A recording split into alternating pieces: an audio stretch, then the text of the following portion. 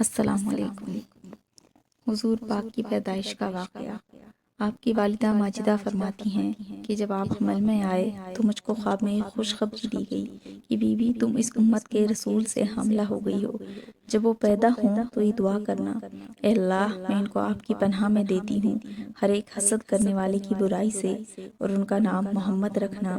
اور جب آپ حمل میں آئے تو میں نے ایک روشنی دیکھی، اس میں مجھ کو شہر بصرے کے اور ملک شام کے محل نظر آئے، اور جب آپ میرے پیٹ سے جدا ہوئے تو آپ کے ساتھ ایک نور ظاہر ہوا جس کی روشنی مشرق سے مغرب تک پھیل گئی، اور بہت سی عجیب عجیب باتیں آپ کے پیدائش کے وقت دیکھنے میں آئی، جیسے کسریٰ کے محل میں زلزلے کا آنا اور اس کے 14 برجوں کا گر جانا، اور دریائے تبریہ کا سوکھ جانا، اور ملک فارس کا آگ کا بجھ جانا جو 1000 سال سے دہک رہی تھی۔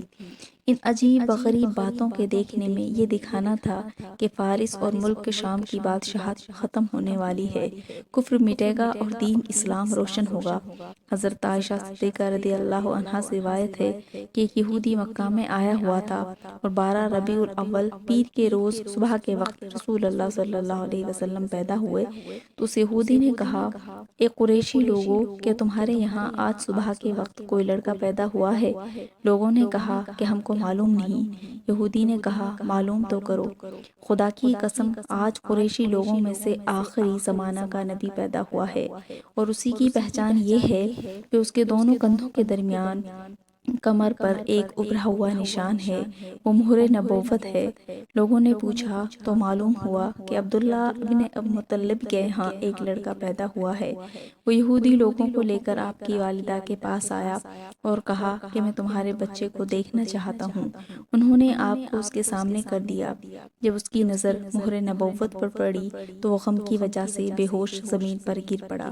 پھر ہوش آنے کے بعد کہا کہ اب یعقوب کی اولاد سے نبوت ختم ہو گئی۔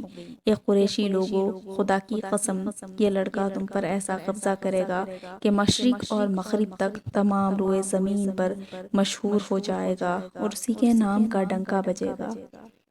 نور سے جن کے ہوئی سرد تھی آتش نمرود، اب وہی نور خدا صلی علیہ پیدا ہوئے۔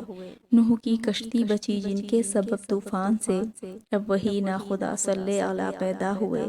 ہر نبی کے جو شب معراج ہوں گے مقتدا، اب وہی امام پیشوا صلی علیہ پیدا ہوئے۔ نظام مرقد میں محشر میں کریں گے جو مدد، اب وہی محبوب خدا صلی علیہ پیدا ہوئے۔